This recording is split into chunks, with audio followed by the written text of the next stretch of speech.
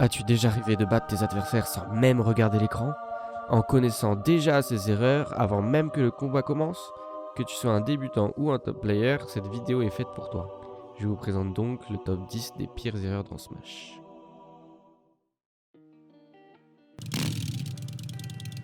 Ouah! Numéro 1, la zone rouge. C'est une zone off-stage où les joueurs sautent pour revenir rapidement sur le terrain sans s'accrocher à l'edge. Elle a donc l'avantage d'éviter une situation de ledge trap mais comporte de gros risques. Dans cette situation, Roy est complètement dans cette zone rouge. En effet, s'il saute en avant, il se retrouvera sur le terrain rapidement. Cependant, cette trajectoire de saut est très facilement prévisible. Il suffit à l'adversaire de se positionner à l'atterrissage prévu et de punir le landing. Le risque pris en sautant dans cette zone rouge est très élevé à haut pourcent, car étant prévisible, il est facile de punir cette erreur avec un coup puissant. Cependant, même à bas pourcent, cette erreur peut être fatale. En sautant dans la zone rouge, on consomme l'une des plus importantes ressources pour revenir sur le terrain, qui est le saut. En se faisant toucher après avoir sauté dans cette zone rouge, on se retrouve loin off-stage et sans saut. Certains personnages ne peuvent tout simplement plus revenir sur le terrain. D'autres pourront s'accrocher à l'edge mais avec une trajectoire très prévisible et donc facilement punissable. Avoir conscience de cette situation défavorable pour l'adversaire vous donne donc un avantage considérable et permet potentiellement de tuer votre adversaire très tôt. Dans cette situation, Roy se situe en plein dans la zone rouge et n'a que 67%. Pourtant, en plaçant un aérial dans sa trajectoire de saut prévue, il a de grandes chances de ne plus pouvoir revenir sur le terrain. Couvrir cette zone rouge avec un aérial ou en punissant le landing est donc une manière rapide et efficace de prendre une stock à son adversaire. Il arrive même aux meilleurs joueurs du monde de faire cette erreur. En effet, il est naturel de vouloir se dépêcher de revenir sur le terrain, mais il faut avoir conscience du risque pris par cette option. Bien entendu, il existe des solutions pour ne pas produire cette erreur.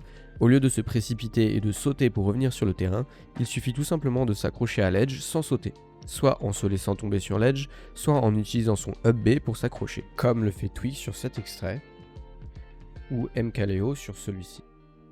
Comme pour pratiquement toutes les options dans Smash, elle n'est pas non plus à bannir absolument. En effet, elle peut avoir une grosse récompense en fonction du personnage et de la situation. Il faut donc réfléchir au risque et à la récompense potentielle prise par ce choix d'option. Numéro 2, le kangourisme. Dans Smash Ultimate, beaucoup d'aérios ont très peu de lag et sont safe on shield, c'est-à-dire qu'ils ne peuvent pas se faire punir directement. En conséquence, on peut parfois observer des séquences dans lesquelles les joueurs tentent de punir des aérios impunissables avec d'autres aérios. Il en vient des situations où les deux joueurs sautent l'un sur l'autre tels des kangourous, en tapant dans leur shield, sans jamais vraiment se toucher. C'est ce que j'appelle le kangourisme. On peut voir sur cette phase que les deux wolves ne font que taper dans le shield de l'autre sans jamais se punir. La phase de kangourisme s'arrête ici parce que l'un des deux wolves se rend compte qu'il n'a plus de shield et qu'il est risqué de continuer cette mascarade. En réalité, il est difficile de se rendre compte de cette situation dans le feu de l'action. Quand l'adversaire tape dans votre shield, il est naturel de penser qu'il s'agit d'une faute de sa part et qu'il faut absolument punir cette erreur. C'est pour cela qu'il faut bien connaître la frame data des aérios et connaître les attaques qu'on peut directement punir et celles qu'on ne peut pas. Encore une fois, même chez les meilleurs joueurs du monde, cette situation arrive de temps en temps. Ici, après une petite phase de kangourisme, T préfère s'en aller du combat au corps à corps et s'enfuit en déposant sa bouche d'incendie. Numéro 3, Offstage. La phase hors du terrain s'appelle l'Offstage. C'est une phase très importante dans laquelle l'adversaire sur le terrain a pour but d'empêcher son adversaire d'accrocher le bord ou de revenir sur le terrain. Toutefois, ce n'est pas parce que son adversaire est offstage qu'il faut forcément foncer tête baissée sans réfléchir. Même dans cette situation, il est possible en tant qu'attaquant de se faire tuer. Dans cette situation, le Wario n'a plus sa moto, mais a toujours son saut. Il a donc encore plusieurs options disponibles, peut encore temporiser dans les airs et il est donc peu probable que la Lucina le touche. Elle va toutefois tenter de le taper en vain et se fait foustoule en contrepartie, ce qui lui coûtera la stock à des pourcentages très bas. Pour augmenter ses chances de réussite offstage, il est préférable de d'abord brûler les options de son adversaire. Ici, Wario effectue un premier saut en revenant vite sur le terrain dans l'unique but de faire peur à son adversaire, qui va consommer son saut. Une fois cette option en moins, la Lucina n'a que très peu d'options disponibles et le Wario a de grandes chances de la toucher offstage. On vient donc de voir qu'il peut être risqué de tenter d'aller chercher loin offstage. Certains personnages sont plus efficaces que d'autres pour chercher offstage. Pour ceux qui n'ont pas les outils pour, il est préférable de rester safe et d'opter plutôt vers du ledge trap qui est beaucoup moins dangereux, et où vous ne risquez pas de mourir à 19%.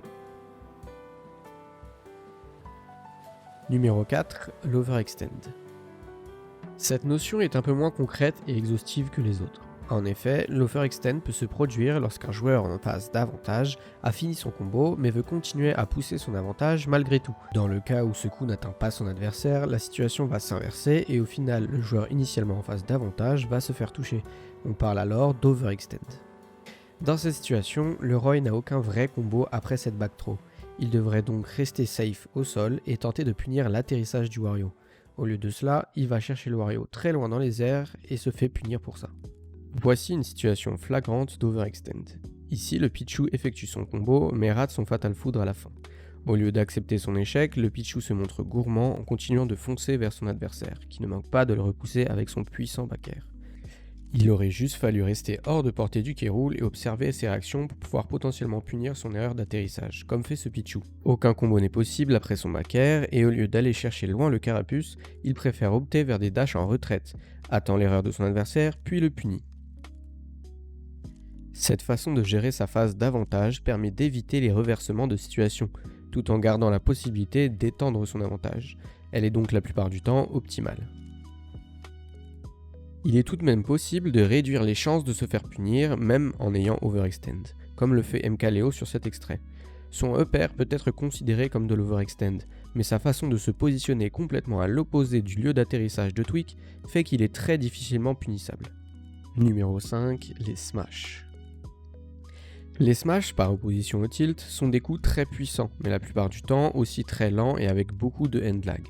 Ils sont donc à utiliser avec parcimonie et au bon pourcentage, ni trop haut ni trop bas. Ce premier smash est très bien utilisé, le Pac-Man a réussi un lock et son F-smash est garanti. Cependant, ce second smash est très en retard, mais surtout n'avait aucun intérêt. En effet, même si Pac-Man touchait le K. Rool avec ce smash, il ne serait jamais mort. Ce S-Smash était donc beaucoup trop risqué et cela va coûter très cher au Pac-Man qui va perdre sa stock à 62%. Un simple tilt, grab ou aérial aurait été beaucoup plus rapide, safe et avec le même impact. Utiliser un smash à des pourcentages trop bas est donc très risqué pour une récompense trop faible. A l'inverse, utiliser un smash à des pourcentages trop hauts est tout aussi mauvais. Dans cet exemple, Dadidou tente un smash à 149%, ce qui aurait permis de prendre la stock au Link. Cependant, il n'y a aucun intérêt à tenter un gros smash lent et difficile à placer lorsque, à ces mêmes pourcentages, un fer aurait eu exactement le même résultat. Encore une fois dans cet extrait, le Ganon opte pour un F-smash et en plus d'être en retard, il aurait dû choisir plutôt un F-tilt qui aurait permis de prendre la stock. Le F-tilt étant plus rapide, il ne l'aurait sans doute pas raté. Voilà pour cette première moitié du top 10 des pires erreurs sur Smash.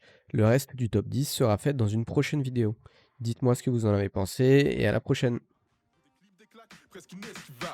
Ultimate Wanted League, you again, come as you are. We'll welcome you with open arms, with quality over the top. May our voices be heard loud, may our neighbors hear us out. Yeah, take a seat and grab a drink, watch our players make us proud. Or show us your dazzling moves, grab the control.